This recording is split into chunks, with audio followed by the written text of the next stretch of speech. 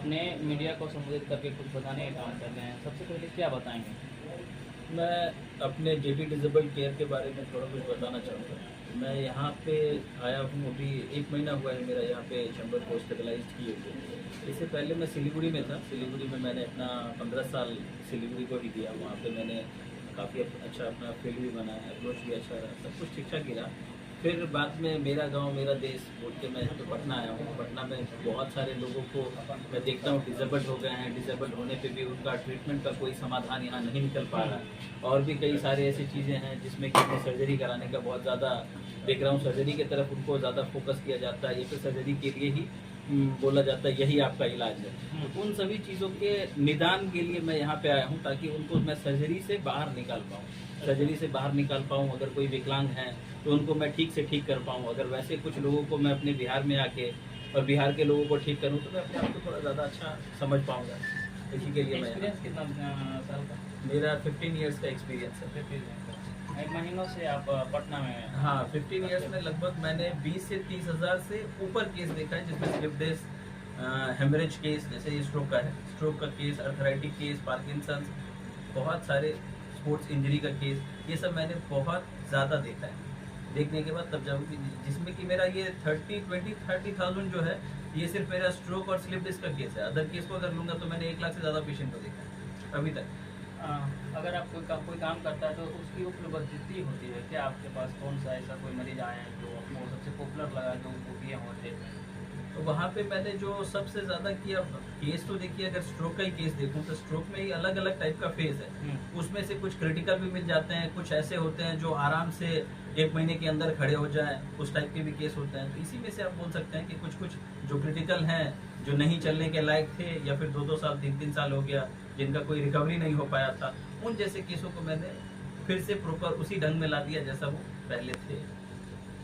क्या लग रहा है जो आपके पास कोई इलाज कराने के लिए आते हैं तो उनके लिए जो मिनिमम जो एक फी होती है वो सबसे बड़ी बहुत मतलब कठिनाई होती है, उसको लेकर भी क्या कहेंगे? मतलब क्या अगर मैं जिनका भी ट्रीटमेंट करता हूँ जो कैपेबल है यहाँ देने में, ऐसे तो फी यहाँ पे मिनिमम ही रखा गया है। ओपीडी केस 500 पर डे का है, जो कि आपको अगर किसी अच्छे डॉक्टर के पास जाते हैं तो इससे कम में संभव भी नहीं है।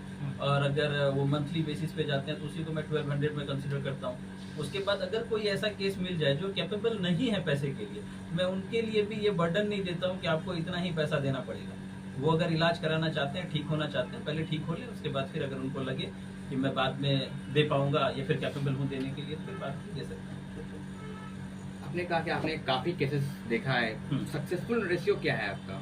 सक्सेसफुल रेशियो अब ये तो अगर किसी मेरे पेशेंट से रिव्यू लेंगे तो उसमें आपको पता चल जाएगा। लेकिन अगर देखा जाए तो जिन्होंने कुछ केस ऐसा था जिसमें कि मैंने उनका ट्रीटमेंट किया, वो कुछ यहाँ पे थे, मैं सिलीगुड़ी में रहता था, तो मोस्ट ऑफ केसेस वहाँ से बाहर ज़्यादा चले जाते हैं। वो बाहर ट्रीटमेंट कराने के लिए ज़्यादा चले जाते हैं, फिर बाहर से वहाँ आते हैं, आके रहते हैं, कोई बैंगलोर में अपना जॉब कर रहे हैं या कुछ कर रहे हैं। तो उसमें से कुछ केस जो मेरे हाथ से निकल गए वो बाहर चले गए अपने जॉब के पर्पस को लेके, तो फिर मेरा वो 1-2% आप बोल सकते हैं डाउनवर्ड, वरना मेरा 98% की अप्रोक्स सक्सेस रेट रहा है। बिहार में आपका क्लिनिक है, और जहाँ तक लोग जानते हैं कि बिहार में अच्छे क्लिनिक नहीं है, सारे केसेस बाहर चले जाते हैं, तो आपने कुछ ऐसे केसेस किए हैं जो बिहार में ही रुक जाए? मैं जो भी स्लिप डिस्क का केस है, जो सर्जरी कराने के लिए बाहर आराम से चले जाते हैं, मैंने देखा है स्लिप डिस्क के केस में आपको माइनर प्रॉब्लम होता है, उसको भी स्लिप डिस्क बता दिया जाता है और बता के बोल दिया जाता है ऑपरेट करना पड़ेगा, ऑपरेट के सिवाय कोई उपाय नहीं है। लेकिन मैं उन जैसे केसों को तो इजी है हैंडल करना, जो क्रिटिकल से क्रिटिकल है, जो बेड रिडन हो गए हैं, जिनका पाँव भी नहीं हिल पा रहा हूँ, मैं उन जैसे केसों को भी रिकवर करके फिर से उनको सर्जरी से बाहर निकाल सकता हूँ। जैसा आपका नामी है हॉस्पिटल का डिसेबल केयर सेंटर, मतलब नामी दर्शा रहा है कि आप क्या करते हैं। ये इलाज महंगा होता है कि सस्ता होता है? अगर देखा जाए तो अगर प्रॉपर इलाज हुआ तो आपके लिए वो बहुत ही सस्ता होगा। जैसे अगर कोई डिसेबल्ड है, उनका पाँव बचपन से बचे ही है, चल नहीं पा रहा है, तो उनको आप कितना भी दे दें, कितना भी पैसा खर्च कर दें ऑपरेशन में या किसी और चीज़ों में। मेन देखिए, अगर स्लिप डिस्क का ही केस अगर लेते हैं, उसमें ऑपरेट कराते हैं, एक बार ऑपरेशन कराने में आपको लगभग 3 से 4 लाख रुपए खर्च लग जाता है। उसके बाद आपको ऑपरेशन के बाद भी आपको फिजियोथेरेपिकल ट्रीटमेंट का जरूरत पड़ता है। तो हम चाहते हैं कि जो भी हैं, आप जो सर्जरी करा के आप आते हैं फिजियोथेरेपी कराने, आप सर्जरी से पहले कराइए, तो आप देखेंगे कि 3-4 लाख रुपए जो आपका ऐसे लग गया सर्जरी के बाद, आपको तो उतना यहाँ बेयर भी नहीं करना पड़ेगा, उससे पहले आप ठीक होके चले जाएंगे। तो उस अकॉर्डिंग देखा जाए तो फिजियोथेरेपी सस्ता है। लेकिन अगर ऑपरेशन करा ले उसके बाद आए कराने के लिए, तो फिर उनके लिए तो महंगा ही हो गया।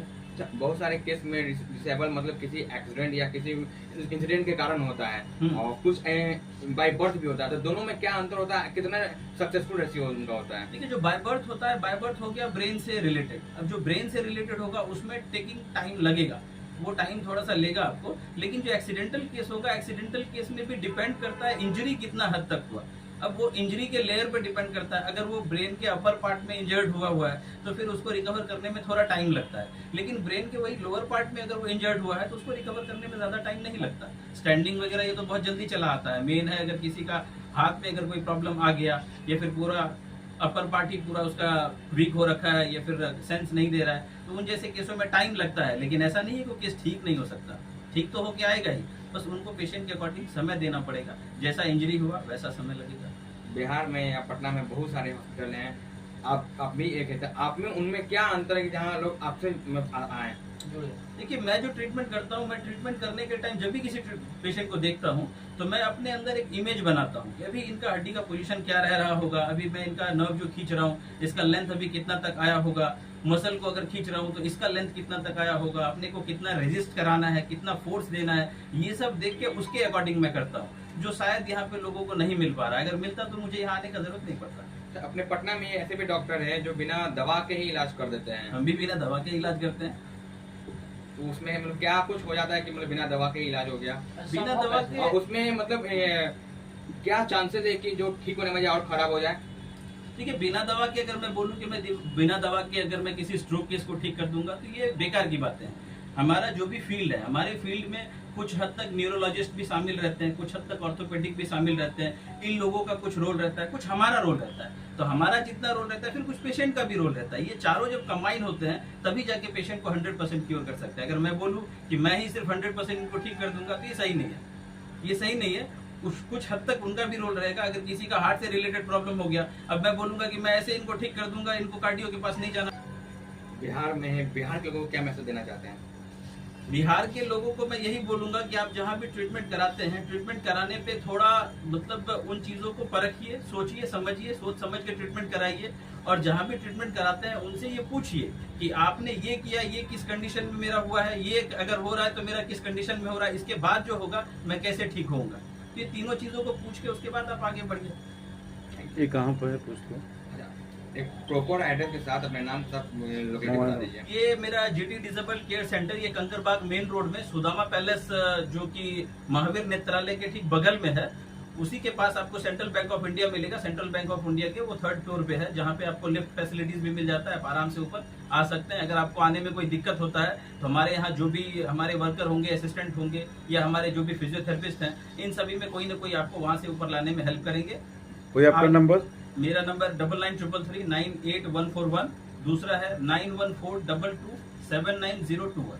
क्या हमारे चैनल के माध्यम से जो भी दर्शक देख रहे हैं और आपके पास इलाज के लिए आते हैं तो क्या कुछ उनके कुछ ऑफर्स रहेंगे? ऑफर्स अगर आपके चैनल के माध्यम से कोई यहाँ आते हैं तो मैं उनको जितना हो सके कंसिडर करने का, मैं उनको कंसल्टेंसी विजिट नहीं लूंगा।